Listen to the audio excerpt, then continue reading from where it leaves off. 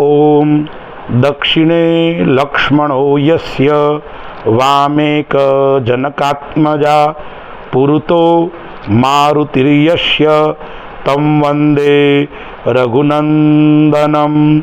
ओम राम रामाय नमः। ओम हनुमते नमः। दर्शक मित्रों, भगवान राम का जन्म जयंती महोत्सव यानी रामनवमी। हमें रामनवमी को क्या करना चाहिए, क्योंकि राम हमारे आदर्श है, राम हमारे सर्वस्व है। शास्त्रकार कहते हैं दशानना वधार्थाय धर्म संस्थापनाय च दान वानाम विनाशाय दैत्यानाम निधनाय च परित्राणाय साधूनाम जातो राम स्वयं हरिहि। यानी रावण के वध, दानवों के विनाश, दैत्यों को मारने तथा धर्म की प्रतिष्ठा, धर्म संस्थापनार्थाय, धर्म की प्रतिष्ठा के लिए प्रभु राम का अवतरण हुआ है। गोद्विज धैनु रामचरितमानस में आता है, गायों की रक्षा के लिए। द्विज मतलब ब्राह्मणों की रक्षा के लिए, गो मतलब वेद, और आगे धैनु आता है वेद की रक्षा। धैनु मतलब गाय की रक्षा के लिए भगवान ने मनुष्य रूप धारण करके इस भूमंडल के ऊपर भगवान आए हैं। कौन सी तिथि को? चैत्र शुक्ल नवमी के दिन भगवान राम का जन्म हुआ है। नवमी तिथि मधुमास पुनीता। नौ जो अंक है वो पूर्णांक है। नव को आप किसी भी संख्या से गुणा करोगे, उसका जो गुणा है वो नव ही आएगा। आप 9 को 1 से गुणा करो 9, 9 को 2 से गुणा करो 18, 8 1 और 9, 9 को 3 से गुणा करो 27, 7 और 2 9, 9 को 4 से गुणा करो 36, 6 और 3 9, 9 को 8 से गुणा करो 9 से गुणा करो 81, 8 और 1 9, यानी 9 पूर्णांक है। अगस्त संहिता है, उसके अंदर बताया है चैत्र शुक्ल नवमी के दिन यदि पुनर्वसु नक्षत्र है तो उसको पुण्यदायी तिथि मानी गई है। भगवान राम का जन्म चैत्र शुक्ल नवमी, पुनर्वसु नक्षत्र, कर्क लग्न और सूर्य अन्य 5 ग्रह उच्च के थे, तब मां कौशल्या के गर्भ से भगवान का जन्म हुआ था। तो इस वर्ष रामनवमी कब है?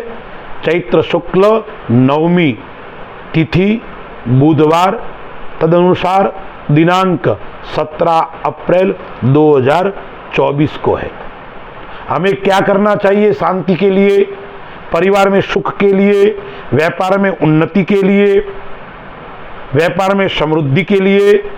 तो घर के अंदर जो आपका पूजा स्थान है, उस पूजा स्थान में मध्याह्न के समय यानी 12 बजे भगवान का जन्म हुआ, तो उससे लगभग 1-2 घंटे पूर्व आप सुंदर आसन लगाकर पूर्वाभिमुख उत्तराभिमुख बैठिए, घी का दीपक दाहिनी ओर लगाइए और भगवान राम के अनन्य भक्त, भगवान राम के दास अंजनी पुत्र हनुमान जी महाराज की स्थापना कीजिए, राम जी की स्थापना कीजिए। सर्वप्रथम भगवान गणपति महाराज को वंदन प्रणाम पूजन आदि कीजिए। उसके बाद में यदि आपके घर पे राम जी की मूर्ति हो या तस्वीर हो, मूर्ति हो राम दरबार की, तो अति उत्तम है। उस राम दरबार को आपको शुद्ध जल से स्नान करवाना है, भगवान को पंचामृत से स्नान करवाना है। आपको राम जी का स्तोत्र आता है, राम रक्षा स्तोत्र है, उससे राम जी का अभिषेक करना है। या श्री राम स्तुति है, श्री रामचंद्र कृपालु भजुमन, आपको सभी किताबों में मिल जाती है। उस स्तुति का आपको पाठ करना चाहिए। उस बोलते हुए भगवान का अभिषेक कीजिए। पुनः भगवान को शुद्ध जल से स्नान करवाकर शुद्ध वस्त्र से भगवान को पहुंचकर चंदन, कुमकुम, पुष्पमाला आदि से भगवान का अर्चन, पूजन, प्रसाद, फल आदि चढ़ाकर आपको करना क्या है? यदि आपको सुंदरकांड का पाठ आता है तो सुंदरकांड का पाठ कीजिए, अन्यथा 11 बार हनुमान चालीसा का पाठ कीजिए। यह नहीं कर सकते हो तो राम रक्षा स्तोत्र सबसे श्रेष्ठ स्तोत्र है, भगवान राम का, बुध कौशिक ऋषि द्वारा रचित है। उस राम रक्षा स्तोत्र गीता प्रेस की दुकान है, यदि आपके आसपास में तो वो वहाँ मिलता है। छोटी सी पुस्तक आती है, वो पुस्तक से आप संस्कृत में आता है तो संस्कृत में, अन्यथा हिंदी में भी आप 11 बार पाठ करोगे तो आप किसी भी प्रकार के संकट में हो तो संकट आपका समाप्त होगा। आप किसी भी प्रकार के रोग से परेशान है, पुरानी बीमारी से भयंकर बीमारी से आप परेशान है तो आप उस बीमारी से भी आप दूर हो जाओगे।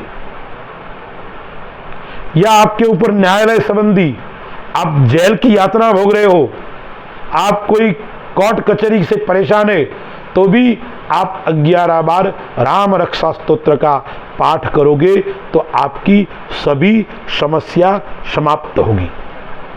या क्या कर सकते हो, रामचरितमानस के बाल कांड है, उस बाल कांड के 1 से लेकर 21 चौपाई तक आप 3 बार पाठ करोगे तो भी आपकी समस्या समाप्त होगी। और अंत में हनुमान जी महाराज की आरती करनी है, भगवान श्री राम की आरती करनी है और श्री राम जय जय राम इस विजय महामंत्र का 108 बार आप पाठ करोगे तो सभी प्रकार की समस्याएं समाप्त होगी। आप आरोग्यवान भी बनोगे, आप धनवान भी बनोगे, आप दीर्घायु भी बनोगे, आप यशस्वी भी बनोगे और आपके व्यापार के अंदर संकट आ रहा है वो संकट भी समाप्त होगा। यदि आपके ऊपर कोई तांत्रिक विद्या हो रखी है वो भी आपकी समाप्त होगी। अस्तु, जय श्री राम।